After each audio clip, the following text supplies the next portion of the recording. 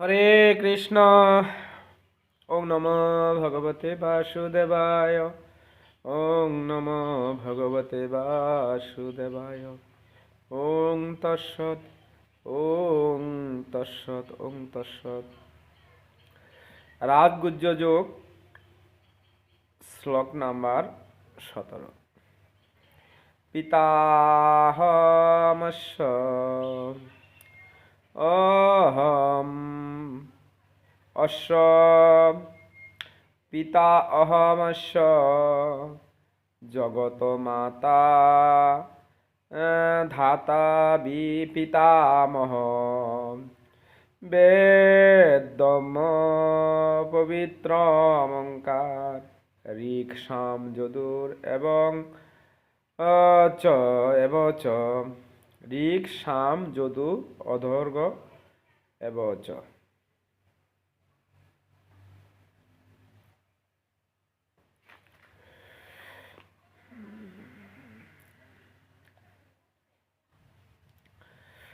আমি এই জগতের পিতা মাতা বিধাতা এবং পিতামহ। আমি শ্রেয় বস্তু এবং শোধনকারী ও ওঙ্কার। আমি ঋক এবং সাম ও যজুর্বেদ। হরে কৃষ্ণ। তাৎপর্য: শ্রীকৃষ্ণের শক্তি বিবিধ ক্রিয়ার ফলেই চরাচরের সমস্ত সৃষ্টি অভিব্যক্ত হয়। সংসারে আমরা বিভিন্ন জীবের সঙ্গে নানা রকম আত্মীয়তা সম্বন্ধ স্থাপন করি। যে আমরা মা বাবা ভাই বোন সবার সাথে যে আত্মীয়তা স্থাপন করি, এই সমস্ত জীব প্রকৃতপক্ষে শ্রীকৃষ্ণের তথাস্থ শক্তি। ভগবানের জীব কি?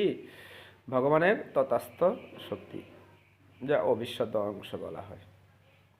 প্রকৃতির সৃষ্টির অধীনে তাদের কেউ কেউ আমাদের পিতা মাতা পিতামহ সৃষ্টিকর্তা আদি রূপে প্রতিভাব হন, কিন্তু প্রকৃতপক্ষে তারা সকলেই শ্রীকৃষ্ণের বিভিন্ন অংশ ব্যতীত আর কিছুই নন। যদিও আমরা মনে করি যে পিতা মাতা আত্মীয় স্বজন ইত্যাদি, কিন্তু এরা ভগবানের শ্রীকৃষ্ণের অবিচ্ছেদ্য অংশ ছাড়া আর কিছুই নন। এই শ্লোকে ধাতা শব্দের অর্থ হচ্ছে সৃষ্টিকর্তা। আমাদের পিতা মাতাই যে কেবল শ্রীকৃষ্ণের বিভিন্ন অংশ, তাই পরিহার্য অংশ নয়। উপরোক্ত সৃষ্টিকর্তা পিতামহ ও পিতামহ প্রমুখ সকলেই শ্রীকৃষ্ণ অংশ।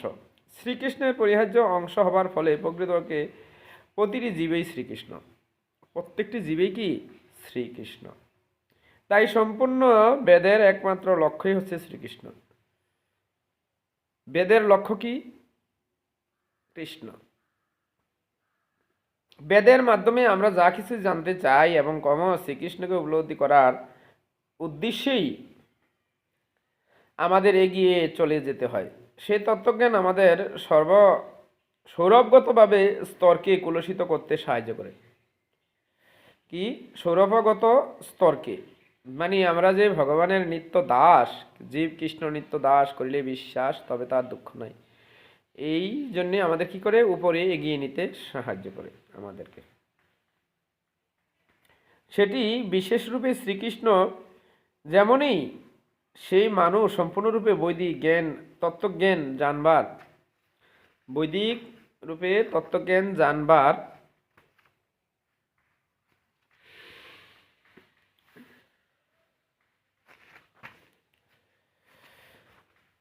প্রয়াসী, সেও শ্রীকৃষ্ণের অবিচ্ছেদ্য অংশ। মানে আমরা যারা ভগবানকে জানতে চাই, প্রয়াসী হয় যে আমি ভগবানকে জানতে চাই, পরিণামে সে ভগবানকে জানতে পারে, কিন্তু সেও শ্রীকৃষ্ণের অবিচ্ছেদ্য অংশ। এই জগতে কেউ ভগবানের সরাসরি অংশ নয়, শ্রীকৃষ্ণের অবিচ্ছেদ্য অংশ। কিন্তু এবং সেই কারণে শ্রীকৃষ্ণ থেকেই অভিন্ন, মানে জীব কৃষ্ণ থেকে অভিন্ন। যদিও সমস্ত জীবই কৃষ্ণ, কিন্তু কৃষ্ণ থেকে অভিন্ন। অভিন্ন মানে কি? যেমন পিতা, আমরা সন্তানকেও কি বলি? পিতা। কিন্তু ওই পিতা আর সন্তানকে যে আমরা পিতা বলি, এটা তফাৎ। তদ্রূপ কৃষ্ণ আর সমস্ত জীবেই কৃষ্ণ, তো সেটা অভিন্ন ভেদাভেদ। মানে এটা স্বয়ং ভগবান দর্শন করা যাবে না, যেহেতু জীবের ভিতরে পরমাত্মা আছে, ভগবানের অবিচ্ছেদ্য অংশ, তাই জীবকে আমরা বলতে পারি, কিন্তু এটা অভিন্ন ভেদাভেদ। তত্ত্বগতভাবে আমরা সকলেই কি কৃষ্ণের দাস দাসী।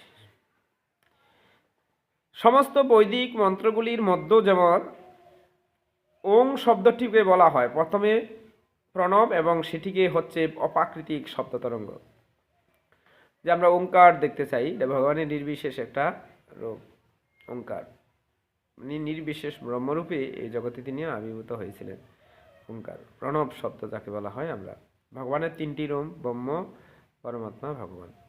তিনি ব্রহ্মজ্ঞান রূপে সর্বব্যক্তং খলিদং ব্রহ্ম, অর্থাৎ তিনি সব কিছুর মধ্যেই কি আছেন।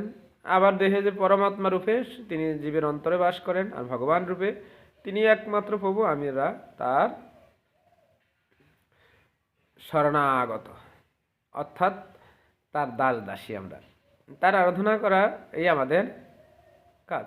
আরাধনা নাম সর্বস্ব আরাধনা, কৃষ্ণের আরাধনা।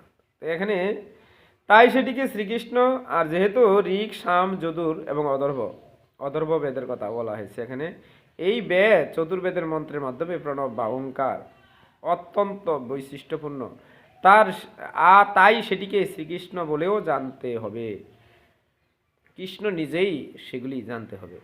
ভগবানের অন্তরঙ্গ শক্তি, বহিরঙ্গ শক্তি, তিনি অন্তরঙ্গ শক্তির দ্বারা জীবকে পালিত করেন, বহিরঙ্গ শক্তির দ্বারা তিনি জীবকে আবদ্ধ করেন।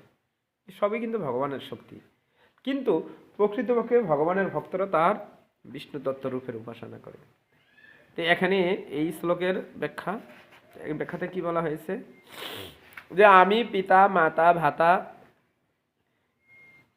সব কিছু এবং পিতামহ ইত্যাদি আমি ব্যতীত আর কিছুই নন।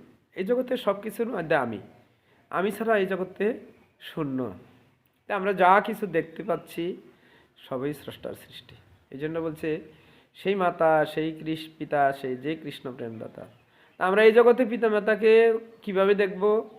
যদি সে ভগবত ভজনের জন্য আমাদেরকে উন্মুক্ত করেন, তাহলে সে আমাদের প্রকৃত পিতা। আর যিনি কৃষ্ণের পথ প্রদর্শক করেন না, সে আসলে পিতামাতা হওয়ার কোনো যোগ্যতা নেই। তারপরও পিতামাকে তো পিতামাতাই।